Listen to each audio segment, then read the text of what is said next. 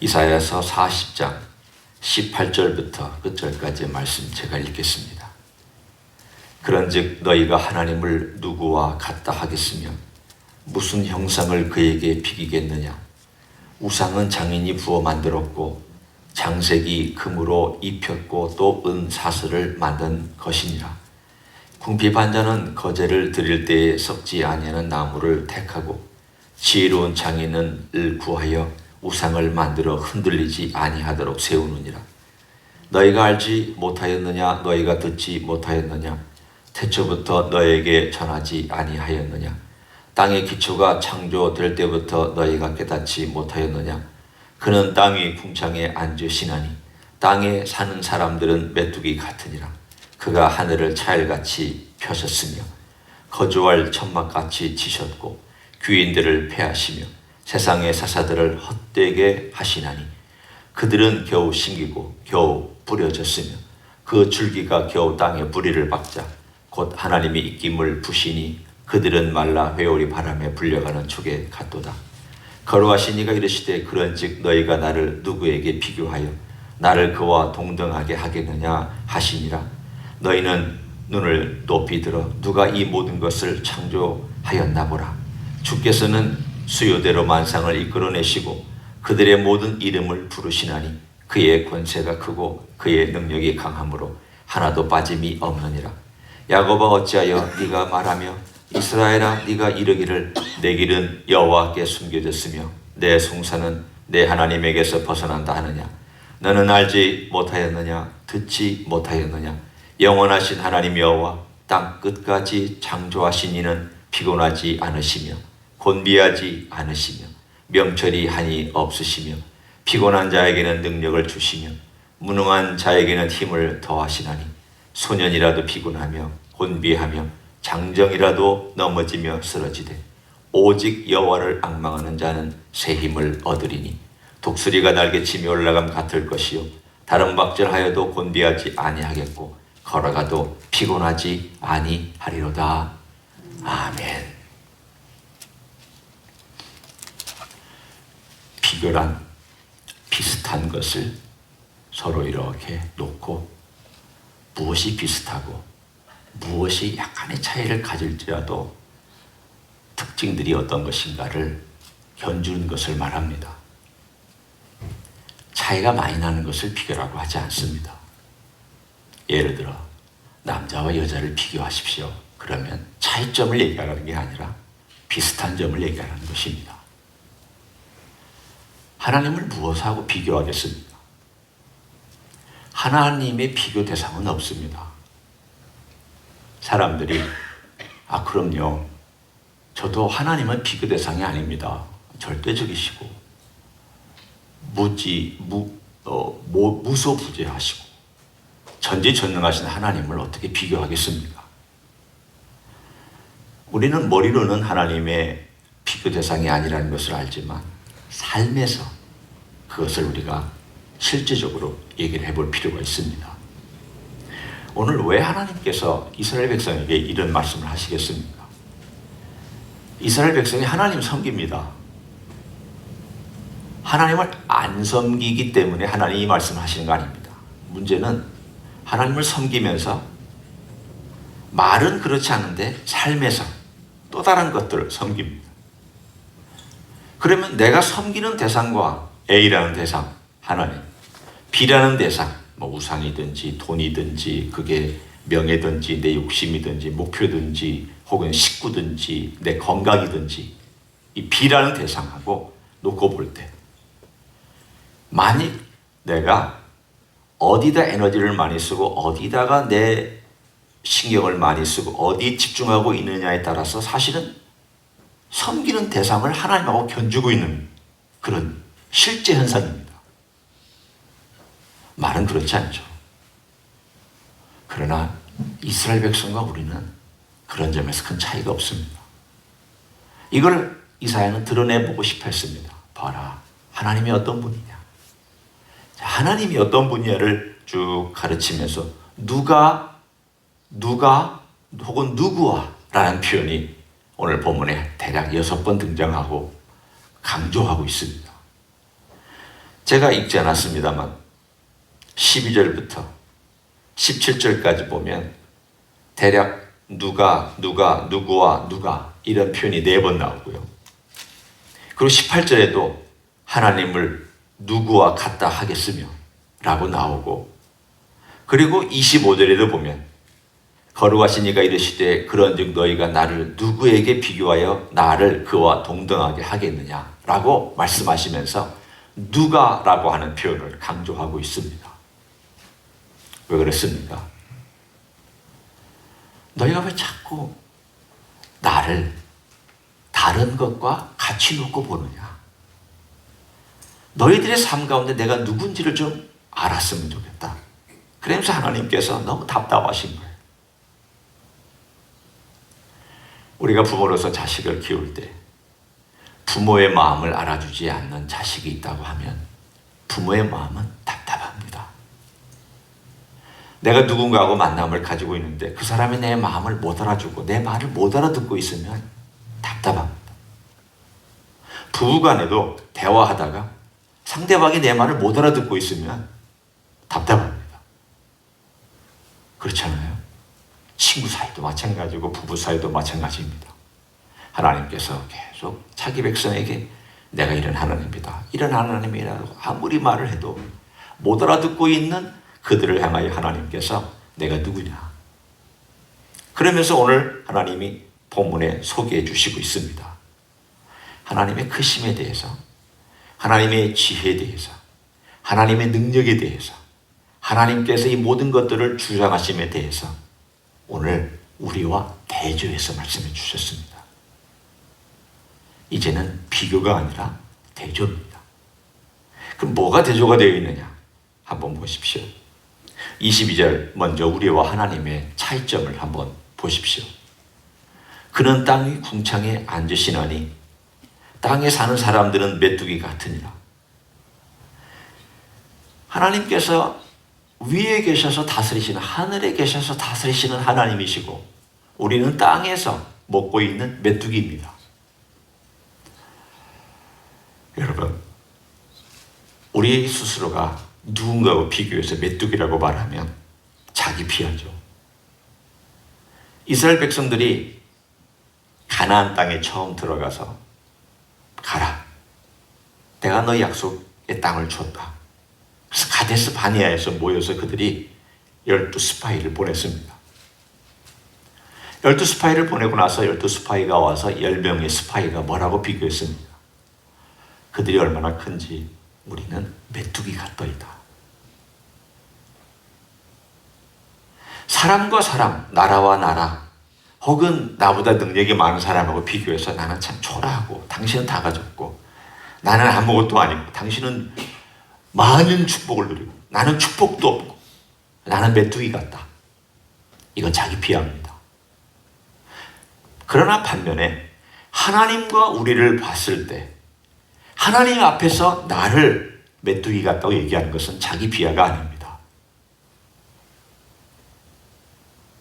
자기의 정확한 인식입니다. 저는 옛날 찬양을 부를 때 벌레 같은 날 위에 이런 찬양이 조금 마음에 안 들었습니다. 아니 왜 자꾸 자기 자신을 벌레 같다고 그러나? 하나님께서 존귀하게 창조하신 피조물 아니냐? 그리고 예수님께서 이 땅에 오셔서 우리를 위해서 피 흘려서 돌아가신 그런 대상 아니냐? 그런 쪽으로만 생각했습니다. 그 부분도 맞고 일리가 있습니다. 그러나 다른 면으로 볼 때 내가 얼마나 하나님 앞에서 연약한 인생인가, 내가 그리고 죄인된 인생인가, 참 하나님의 뜻에 합당하지 못하게 살고 있고 내 마음대로 살고 있다. 그리고 메뚜기처럼 팔딱팔딱 뛰어다니고 눈앞에 보이는 거 없이 그냥 먹는 것에 집착하고 자기 하고 싶은 것에 집착하고 자기 말하고 싶은 대로 말하고 자기 행동하고 싶은 대로 뛰어다니는 메뚜기 같은 존재가 내가 아니냐. 여러분 어떻습니까? 하나님 앞에서 자기 자신을 보면은 내가 정말 지혜로울까? 아닙니다. 나는 정말 판단력이 뛰어날까? 과거에는 그렇게 생각했지만 아닙니다. 나는 정말 모든 면에서 사람들에게 혜택을 끼치고 덕을 끼쳐줄 수 있는 사람인가? 아닙니다. 그렇지 못합니다. 정말 메뚜기 같습니다. 하나님 앞에서 자기 인식입니다. 하나님을 알아야 자기를 인식할 수 있고 하나님이 어떤 분인가를 깨달아야 자기 자신이 누군가를 알 수 있습니다.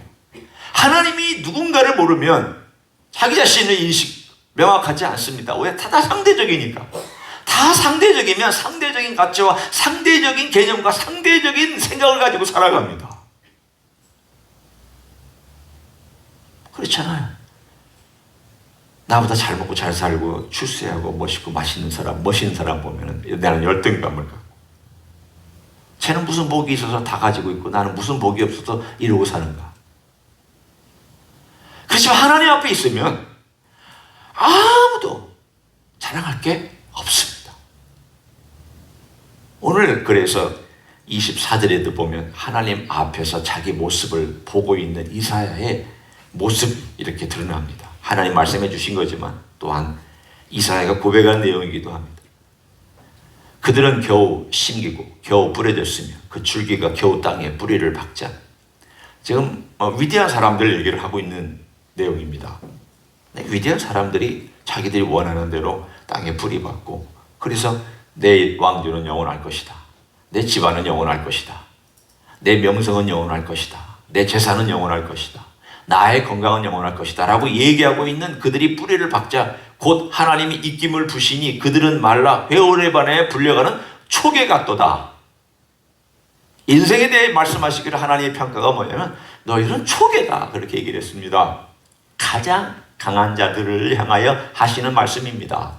그러면 강한 자도 그렇거든 하물며 강하지 못한 자들은 얼마나 더 가볍게 날아가겠습니까? 하나님 앞에 하나님의 눈으로 우리 인생을 바라보고 하나님이 얼마나 크신가를 보면 나는 메뚜기 같구나. 하나님의 그 광대한 지혜와 능력에 비하면 나는 정말 초계구나. 잠깐 왔다 가는 인생이구나. 왜 이 사실을 얘기하고 있습니까? 오늘 이 사실을 얘기하는 것은 거기에서만 머물라는 뜻이 아닙니다. 그래 너는 인생이 초계 같고 너는 인생이 메뚜기 같으니 네 인생 그렇게 아무것도 아닌 걸 알고 너는 하나님 앞에서 항상 겸손하게 살아라. 이걸 말씀하시려고 그것만 말씀하시려고 한 것은 아닙니다. 그것도 알아야죠. 우리 하나님 앞에서 겸손해야죠. 그러나 하나님께서 더 귀한 메시지를 전달하기 위해서 이 말씀을 하고 계십니다. 그게 바로 우리가 좋아하는 27절부터 31절까지의 메시지입니다. 이제 하나님께서 이런 크신 하나님께서 초계 같은 메뚜기 같은 야곱에게 야곱아 이렇게 불렀습니다. 하나님이 어떤 분인데요? 26절에 보면 이런 하나님이시잖아요. 창조의 하나님, 이 모든 것을 창조하였나 보라. 창조의 하나님이시고요. 수요대로 만상을 이끌어내셨다고 되어 있습니다. 이 말씀은 하나님은 패하기도 하시고 세우기도 하시고 그 모든 시대에 모든 때마다 적절하게 그 모든 것들을 운영해 가시며 조화를 만들어내신 하나님. 자연계나 나라나 모든 면에서 하나님은 끌어내시기도 하시고 집어넣기도 하시고 세우기도 하시고 패하기도 하시는. 세 번째, 그 이름을 부르는 하나님. 왜 이름을 부르냐면 이름을 부른다는 것은 권세를 의미합니다. 지식을 의미합니다. 다 알고 있다는 것을 의미합니다. 그 하나님께서 오늘 야곱의 이름을 부릅니다. 야곱아. 여러분 여기서 하나님의 이런 모습을 여러분이 생각해 보십시오. 하나님께서 높이 계십니다. 야곱은 아주 낮은 땅에 메뚜기처럼 있습니다. 그래서 이 거리가 너무 멀어서 메뚜기는 아무리 뛰어봤자 하늘로 못 올라갑니다. 그렇죠?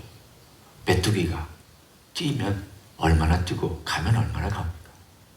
땅에서 왔다 갔다 하죠. 하나님은 하늘에 계시죠. 그 하늘에 계신 하나님께서 이 메뚜기 같은 야곱에게 오늘 이 메시지를 하려면 어떻게 하셔야 되겠습니까? 하늘에서 큰 소리로 야곱아 이렇게 부르짖으셔야 되겠습니까? 그건 아니죠. 이렇게 허리를 숙이시고 야곱아 이렇게 하셔야죠. 지금 제가 인간적인 이미지로 여러분에게 설명해 드리고 있는 것입니다. 하나님께서 야곱의 위치에 이렇게 내려오셔서 야곱아, 그리고 뭐라고 말씀하시냐면 네가 어째 말하며 이스라엘아 네가 이르기를 내 길은 여호와께 숨겨졌으며 내 송사는 하나님에게서 벗어난다 하느냐. 야곱이 불평하고 있는 것을 하나님께서 대신 얘기해 주고 있었습니다. 야곱아, 너는 항상 말하고 있구나. 하나님은 사랑이 우리를 떠난 것 같습니다. 내가 아무리 기도해도 기도응답도 잘 안 해주십니다. 하나님, 제가 힘들 때 눈물 흘릴 때 하나님 내 눈물 닦아주시지도 않았고, 제가 외로워서 외칠 때 하나님 내 곁에 계시지도 않고 너무 멀리 계시는 하나님입니다. 내가 너무 억울합니다. 바벨론 땅에서 이민자로 와가지고 너무 억울하게 살고 있는데 내 그 억울한 사정에 대해서 하나님께서 송사도 안 해주시고 법적으로 보호도 안 해주시고, 남이 돌 던지면 돌 맞아야 되고 남이 욕하면 욕 다 받아야 되고 남이 내 그 사는 마을에서 쫓아내면 쫓겨 도망가야 되고, 저기 뭡니까 하나님? 내가 하나님을 열심히 섬기고 기도하고 열심히 찬양하고 시편을 외우고 시편으로 노래하고 그렇게 우리가 살았는데 우리의 삶은 여전히 힘들고 어렵습니다. 하나님 정말 우리를 도와주시는 것입니다. 여러분, 이 메시지는 전혀 믿음이 없는 사람에게 주는 메시지가 아닙니다. 불신자에게 주는 메시지가 아닙니다. 지금 아무런 하나님에 대한 예배를 드리고 있지 않은 사람에게 주는 메시지가 아니라 하나님을 섬기고 있고 하나님을 믿고 있고 하나님께 기도하고 있고 하나님께 나아가고 있는데 한편 구석으로는 하나님은 과연 도와주시나? 하나님은 과연 내 억울한 걸 알고 계시나? 하나님은 과연 내 기도를 듣고 계시나? 이런 마음에 의심을 가지고 있는 자들을 향하여 하나님께서 고개를 숙이시고 그 곁에 오셔서 야곱아, 네가 이렇게 말하고 있는 걸 내가 알고 있다. 네가 말하고 있구나. 그러면서 하나님께서 자기를 또 설명해 주시는 거야. 답답하니까. 그 앞에 나와 있는 모든 내용을 이렇게 짧게 설명하고 있습니다. 28절에 너는 알지 못하였느냐, 듣지 못하였느냐, 영원하신 하나님 여호와 땅끝까지 창조하신 이는 피곤하지 않으시며 곤비하지 않으시며 명철이 하나님이시며 피곤한 자에게 능력을 주시며 무능한 자에게 힘을 더하신 나님. 들어라. 내가 지금 선지자를 통하여 계속 얘기하고 있지 않느냐. 내가 어떤 하나님이냐. 여러분, 이 땅에서 내가 겨우겨우 살아간다고 하나님도 겨우겨우 하나님은 아닙니다.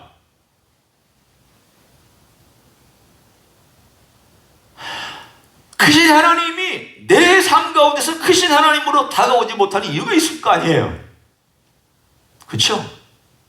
내가 겨우겨우 살아가면 하나님도 겨우겨우 하나님이십니까? 그건 아니잖아요. 하나님은 크신 하나님이잖아요.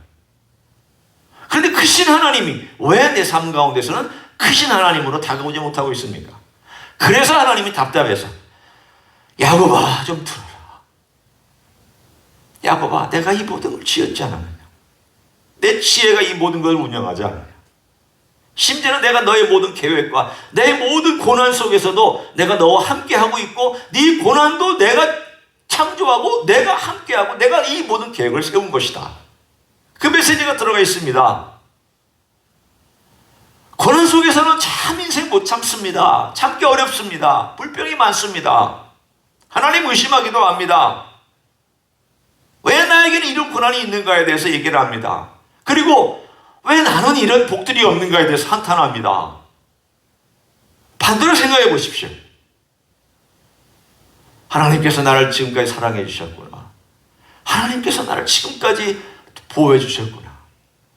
내가 사람을 보지 않냐고 하나님을 보고 살아오면서 하나님의 크심 앞에 내가 어떤 인생인가. 그 하나님께서 이 땅까지 내려오셔서 그 고개를 숙이시고 야곱아라고 불렀던 하나님께서 이 땅까지 내려오셔서 나를 돌봐주신 하나님이라면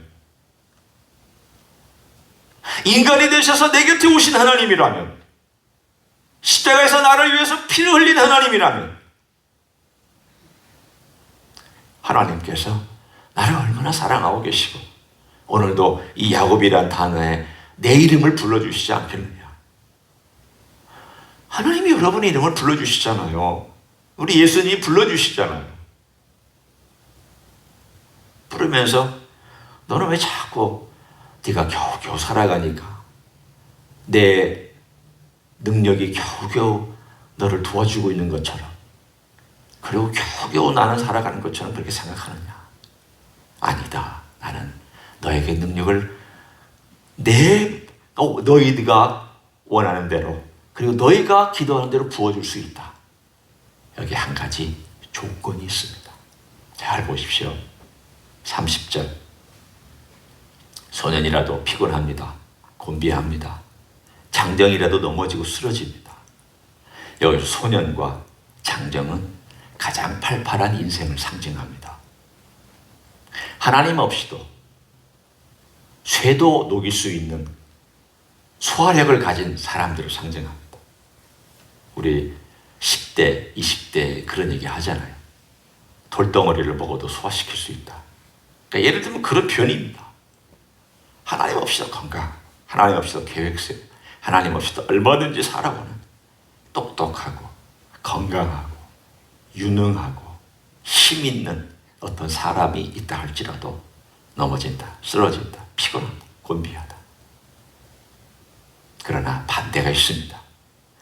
오직 여호와를 앙망하는 자는. 여러분, 앙망이라는 게 무슨 뜻입니까? 히브리의 이 말에 대해서 우리가 생각해 봅니다. 히브리의 이 말은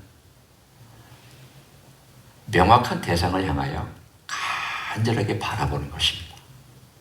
앙망 자체가 보는 것입니다. 간절하게. 두 번째는 집중해서 보는 것입니다. 세 번째는 기다리면서 보는 것입니다.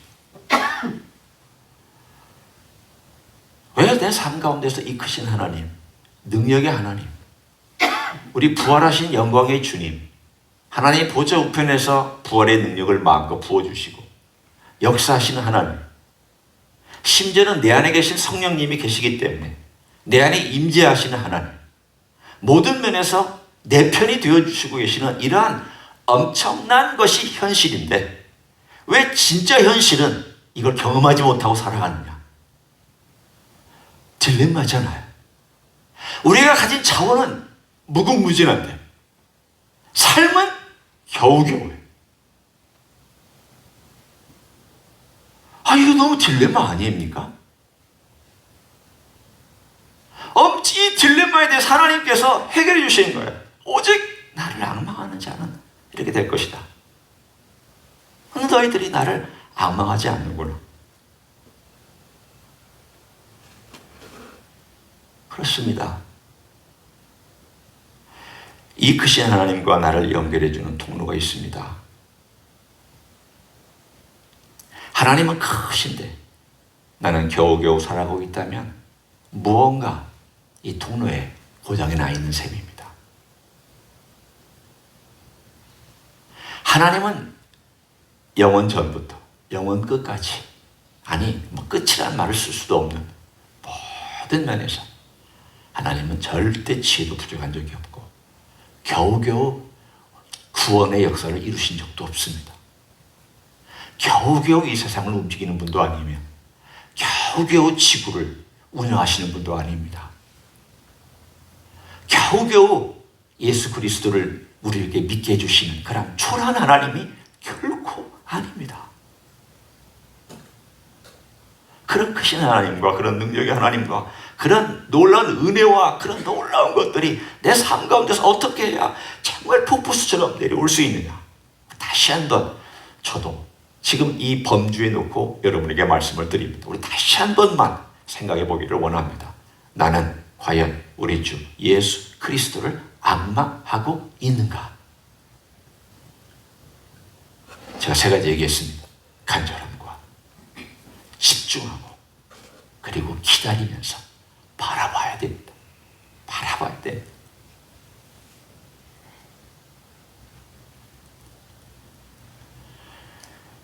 내가 바라보는 것이 나를 결정합니다. 내가 내 시각으로 바라보는 것이 내 인생을 결정하고, 내가 바라보고 사는 것이 내 가치를 결정하고, 내가 바라보고 생각하는 것이 내 방향을 결정합니다. 우리 주님 바라보고 주님과 대화하며 주님께 집중하고 간절함으로 바라보고 또 그분께서 일하시도록 기다리는 사람은 하나님께서 주시는 그 은혜와 능력으로 인해서 오늘 본문이 약속된 약속을 경험하며 삽니다.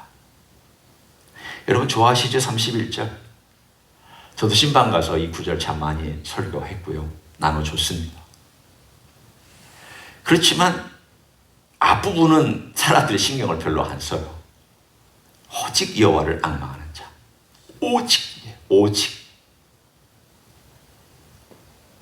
아무렇게나 해도 새임과 독수리처럼 날개치며 올라간다는 말이 아니에요. 오직 여호와를 앙망하는 자는 새 힘을 얻으리니 독수리가 날개치며 올라감 같을 것이요 다른 박질하여도 곤비하지 아니하게 걸어가도 피곤하지 아니하리로다.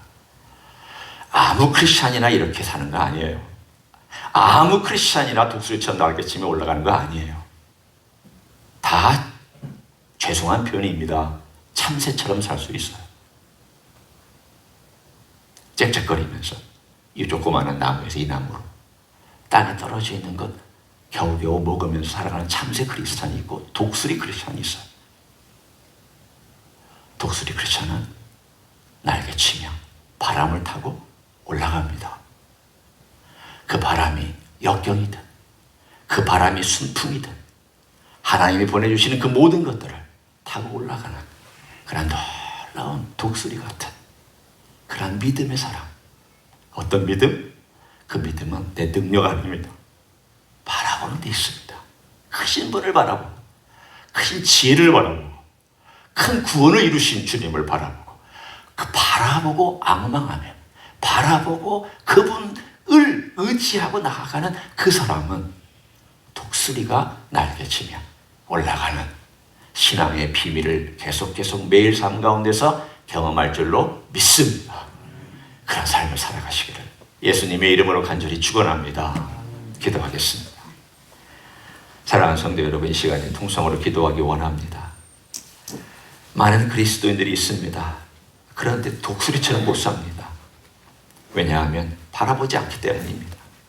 대부분의 시간을 딴 거 바라보고 살기 때문입니다. 대부분의 마음의 중심이 딴 것에 가 있기 때문입니다.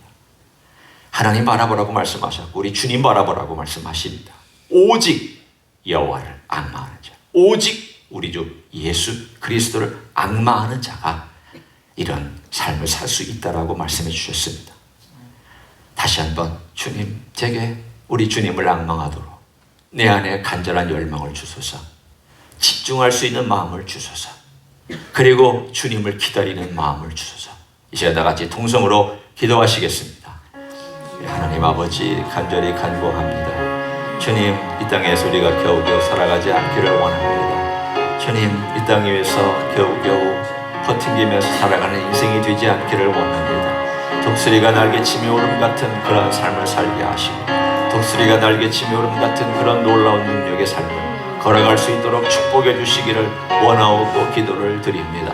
주님, 간절히 간구합니다. 오직 주를 앙망하는 자가 이런 독수리와 같은 삶을 살아가며 이런 믿음의 길을 걸어갈 수 있다고 말씀해 주신 것을 감사합니다. 주님, 우리 안에 간절함이 빠져있다면 간절함을 부어주시기를 원합니다. 주님, 우리에게 집중하는 마음이 결여되어 있다면 집중할 수 있는 훈련을 받기를 간절히 간구를 드립니다.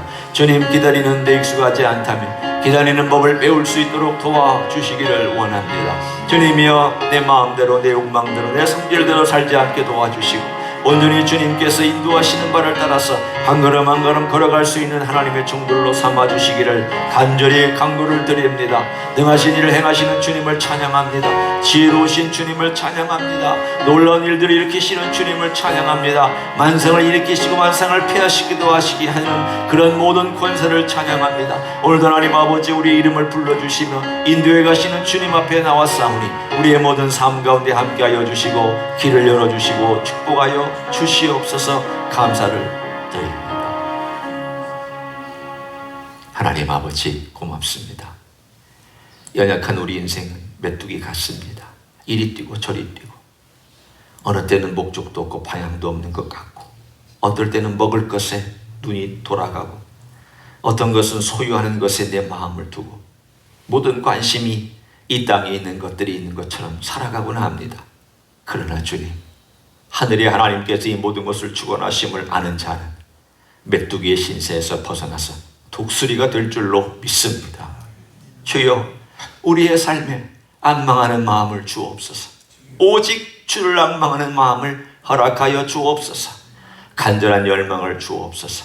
집중할 수 있는 훈련을 허락하여 주옵소서. 기다리는 마음, 기다리는 자세를 배우게 도와 주시옵소서. 과거에는 내 마음대로, 내 욕망대로, 내 뜻대로, 내 성질대로 살았지만 이제는 우리 주님을 의지하고 주님의 성품을 의지하고 기다릴 줄도 알고, 내 자신이 과연 우리 주님의 십자가에서 죽었다고 생각하며 죽는 줄도 알고, 우리 하나님의 은혜 가운데서 주님 바라보면서 기도할 줄도 아는 하나님의 종들 되게 하여 주시옵소서. 그런 자들에게 주님은 은혜와 능력과 지혜와 힘과 모든 것들을 풍성하게 부어 주실 줄로 믿습니다. 우리는 이런 하나님을 믿고 따라갑니다. 이런 주님을 믿고 따라갑니다. 우리 주님 친히 우리 이름을 불러주시며 우리를 그렇게 인도하기를 기뻐하고 계시오니 주님 앞에 마음껏 나아가고 주님의 능력을 마음껏 사용하는 사랑하는 종들 되게 축복하여 주시옵소서. 이제는 우리 구주 예수 그리스도의 은혜와 하나님 아버지의 극진하신 사랑과 성령 하나님 교통하심의 역사가 이 땅에 살아가는 동안 하나님의 그 크심, 그 무한하심, 그 놀라우심, 그 귀한 아름다움이 우리의 삶 속에서 차고 넘치도록 우리도 경험하고, 우리도 그렇게 걸어가고, 그렇게 찬양하고 기도하고 주님 앞에 나아가기를 소원하는 이 자리에 참여한 모든 종들 위에와 주임지 히스교회 위에와 이민교회들과 한국교회들과 선교사님들 위에 이제부터 영원히 함께 하실지어다. 아멘.